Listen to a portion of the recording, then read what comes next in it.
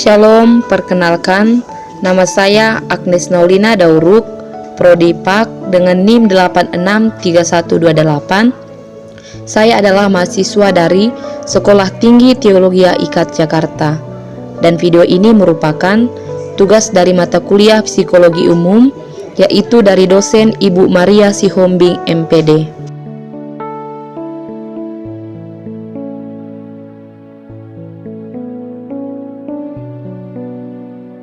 Baiklah, pada video kali ini saya akan membahas 4 topik dalam psikologi umum, yaitu yang pertama, pengertian dari psikologi itu sendiri, yang kedua, sejarah perkembangan psikologi, yang ketiga, ruang lingkup psikologi, dan yang keempat, aliran-aliran dalam psikologi. Langsung saja, yang pertama yaitu pengertian dari psikologi. Jadi, secara etimologi, psikologi berasal dari bahasa Yunani kuno, yaitu psyche, yang artinya roh jiwa. Sedangkan logos adalah ilmu, maka psikologi adalah ilmu jiwa. Sedangkan secara terminologi, psikologi adalah ilmu yang mempelajari tentang gejala yang berhubungan dengan jiwa, asal-usul proses bekerja, dan akibat-akibat yang ditimbulkan. Yang kedua yaitu sejarah perkembangan psikologi.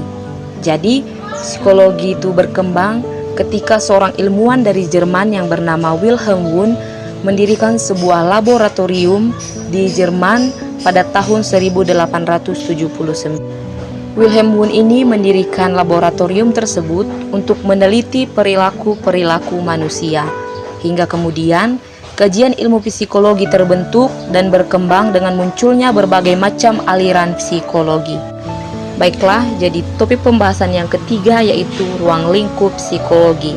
Jadi, dalam ruang lingkup psikologi ini, saya akan memaparkan menurut pendapat dari Immanuel Kant. Jadi, menurut Immanuel Kant, ruang lingkup psikologi terbagi menjadi 3, yaitu yang pertama kognisi, yang kedua emosi, dan yang ketiga konasi. Jadi, yang pertama kognisi adalah hal-hal yang berkaitan dengan pemahaman dan pemikiran dari individu. Yang kedua, emosi yaitu gejala jiwa yang ada dalam diri individu yang timbul menjadi gejolak jiwa. Dan yang ketiga yaitu konasi. Konasi sendiri berkaitan dengan kemauan dan keinginan dalam diri individu. Jadi, topik pembahasan yang keempat yaitu aliran-aliran dalam psikologi. Jadi aliran-aliran dalam psikologi ada 3. Yang pertama behaviorisme, yang kedua nepotisme dan gestalt, dan yang ketiga humanisme. Baiklah, yang pertama yaitu aliran behaviorisme. Behaviorisme merupakan salah satu pendekatan untuk memahami perilaku individu yang memandang individu dari sisi fenomena fisik dan cenderung mengabaikan aspek-aspek mental.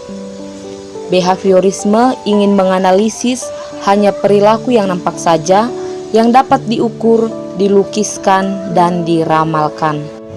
Pada aliran yang kedua yaitu kognitivisme dan gestalt. Kognitivisme merupakan pendekatan teoretis dalam memahami pikiran manusia yang berkaitan dengan misteri kemampuan manusia dalam menerima, memproses, menyimpan, mengeluarkan, dan menggunakan sebuah informasi. Dan psikologi gestalt adalah suatu aliran psikologi yang mempelajari suatu gejala sebagai suatu keseluruhan atau totalitas.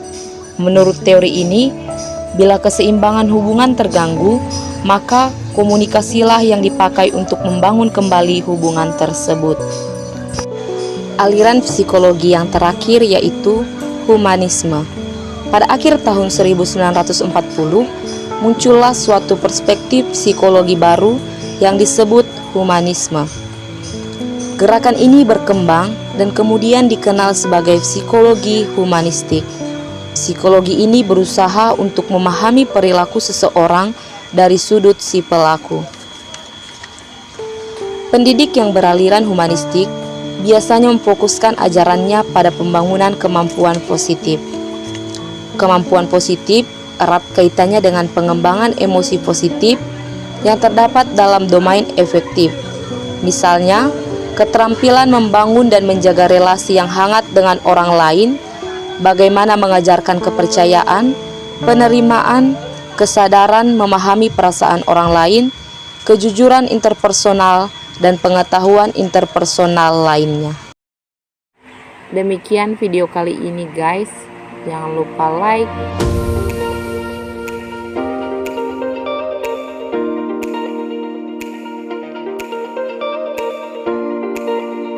comment, and subscribe.